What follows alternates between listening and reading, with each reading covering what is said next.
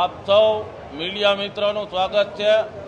સૌરાષ્ટ્ર સનાતન સમિતિ દ્વારા આયોજિત રાજકોટ રેસકોર્સ મેદાન ખાતે આગામી 5, 6, 7 જૂનના રોજ સનાતન સેતુ હનુમંત કથાનું ભવ્ય અને દિવ્ય આયોજન કરવામાં આવેલ છે। આજે આપ સૌ અહીં જે આયોજનનો આખરી તબક્કો ચાલી રહ્યો છે સમિતિ દ્વારા એનું નિરીક્ષણ પણ કરી શકો છો, જોઈ પણ શકો છો। તો આજે આપ સૌ મળ્યા છીએ મીડિયા મિત્રોએ જ્યારથી કાર્યાલય ઉદ્ઘાટન થયું, કાર્યક્રમ નક્કી થયો ત્યારથી ખૂબ જ સપોર્ટ આપેલો છે અને આજે આખરી તબક્કાનું આપણે જે આયોજન કરવામાં આવી રહ્યું છે, છેલ્લી ઘડીનું તૈયારીઓ થઈ રહી છે આયોજકો દ્વારા, એનું નિરીક્ષણ કરી લોકોના ધ્યાન ઉપર મૂકો એ માટે આપ સૌ સાથે મુલાકાત ગોઠવવામાં આવેલી છે। 100 ફૂટ બાય 45 ફૂટનું ભવ્ય સ્ટેજ બનાવવામાં આવેલું છે। 24 ખંડોમાં વિભાજિત અલગ અલગ બેઠક વ્યવસ્થા આવનારા ભક્તોને ધ્યાનમાં રાખી કોઈને કંઈ અગવડતા ન પડે એને અનુલક્ષીને બેઠક વ્યવસ્થા કરવામાં આવેલી છે। પ્રાઇવેટ સિક્યુરિટી એજન્સીને કામ આપેલું છે સુરક્ષાની દ્રષ્ટિએ। સમિતિના 1000થી વધારે કાર્યકર્તાઓ સ્વયંસેવકો સેવા આપવાના છે અલગ અલગ સમિતિઓમાં સુગમ વ્યવસ્થા જળવાઈ રહે માટે।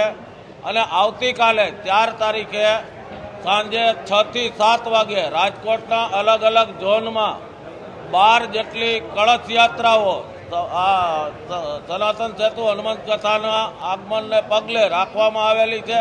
એ અલગ અલગ વિસ્તારમાં 12 ઝોનમાં કળશ યાત્રા થવાની છે। 5 તારીખે મહારાજશ્રીનું આગમન રાજકોટ એરપોર્ટ ખાતે થશે। ત્યાંથી બોમ્બે સુપરસીટ કુવાડવા ખાતે સ્વાગતનો કાર્યક્રમ છે। ગ્રીનલેન્ડ ચોકડી ખાતે સ્વાગત થશે। ડીમાર્ટ કુવાડવા રોડ શિવશક્તિ હોટલ પાસે સ્વાગત પોઈન્ટ છે। રણછોડદાસજી આશ્રમવાળા ચોકમાં છે। ડિલક્સ ચોકે સુભાષચંદ્ર નેતાજી બોઝની પ્રતિમાને મહારાજશ્રી દ્વારા ફૂલહાર અર્પણ કરવામાં આવશે। સિવિલ હોસ્પિટલ ચોકે આંબેડકરજીની પ્રતિમાને ફૂલહાર અર્પણ કરી ચૌધરી હાઈસ્કૂલ ચોકે સ્વાગત કાર્યક્રમ છે। શારદા બાગે શ્રી વાલ્મીકીજીની પ્રતિમાને ફૂલહાર કરી બહુમાળી ભવન ચોકે લોખંડી પુરુષ સરદાર વલ્લભભાઈ પટેલને ફૂલહાર કરી જિલ્લા પંચાયત ચોક સ્વાગત કાર્યક્રમ, કિસાનપરા ચોક, અક્ષરમાર્ગ કોર્નર, કોટેચા ચોક અને ત્યાંથી જ્યાં મહારાજશ્રીને ઉતારો આપવામાં આવેલો છે ત્યાં એમનું નિવાસ રહેશે। મહારાજશ્રીના આવાગમન દરેક વખતે ઈવી કારનો જ ઉપયોગ એમના કાફલામાં થવાનો છે એવું સમિતિ દ્વારા આયોજન કરવામાં આવેલું છે। અને આપના મીડિયાના માધ્યમથી હું સર્વે ભક્તોને પણ અપીલ કરું છું કે શક્ય ત્યાં સુધી સીએનજી અને ઈવી વાહનનો ઉપયોગ કરી અગર તો કોર્પોરેશન દ્વારા આજે જે રૂટ જાહેર કરવામાં આવે કથા સ્થળે આવવા માટેનો એનો માસ ટ્રાન્સપોર્ટેશનનો વધુમાં વધુ ઉપયોગ કરી જે અત્યારે વૈશ્વિક પરિસ્થિતિ છે એમાંથી આપણે સુગમ રસ્તો કાઢી આપણા ધર્મનું રક્ષણ કરવા, ધર્મનું જ્ઞાન લેવા અને શ્રદ્ધા વિશ્વાસથી સૌ આ સનાતન સેતુ હનુમંત કથામાં જોડાય એવી સર્વ ભક્તોને અપીલ છે। વ્યવસ્થાની દ્રષ્ટિએ ગેટ નંબર 1 ફનવર્લ્ડની બાજુમાં, એમની આગળ ગેટ નંબર 2 એ જાહેર જનતા માટે આવવા માટે છે। ત્યાર પછી કમિશનર બંગલાની સામેનો ગેટ નંબર 3 માત્ર યજમાન પરિવાર, પૂજ્ય સાધુ સંતો અને આમંત્રિત મહેમાનોના આવાગમન માટે છે। ગેટ નંબર 4 મહિલા પોલીસ ચોકી પાછળ છે, તે પ્રોટોકોલ ગેટ છે જે મહારાજશ્રીનો કાફલો આવાગમન કરશે। ગેટ નંબર 5 એરપોર્ટ રોડ ફાટક સામેનો, ગેટ નંબર 6 બાલભવનનો, ત્યાંથી જાહેર જનતા ભક્તો પ્રવેશ કરી શકે છે। આવી વ્યવસ્થા ગોઠવવામાં આવી છે કે આવનાર કોઈ પણ ભક્તોને તકલીફ ન પડે।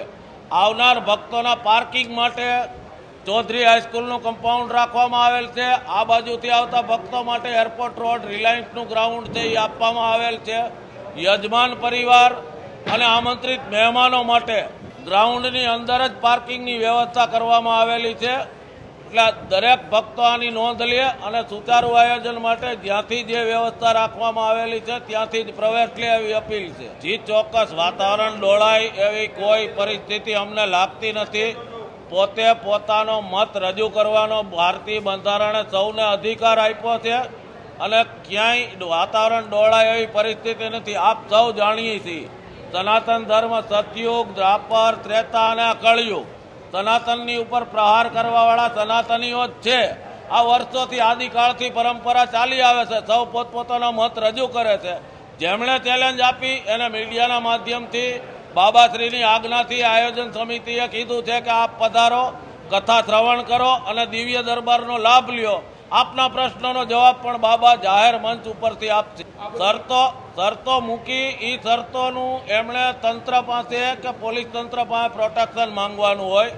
સમિતિને રાજ્ય સરકારે કે સરકારે એવો કોઈ પાવર નથી આપ્યો કે અમે કોઈને પ્રોટેક્શન આપી શકીએ. અમે બાંહેધરી આપી શકીએ કે ગ્રાઉન્ડમાં એમની સાથે કોઈ ખરાબ વર્તન નહીં થાય. જે આયોજન છે બહુ જ સરસ મજાનું આગળ વધતું જાય છે અને બધા પ્રિન્ટ મીડિયા, ઇલેક્ટ્રોનિક મીડિયા બધાએ બહુ સારો સપોર્ટ આપ્યો છે અને આયોજન બી બહુ સરસ રીતે રાજકોટના પબ્લિકે ભક્તજનોએ બહુ સારી રીતે સજાવી દીધું છે અને બાકીનું જે ડિટેલ વાઇઝ છે એ અમારા મંગેશભાઈ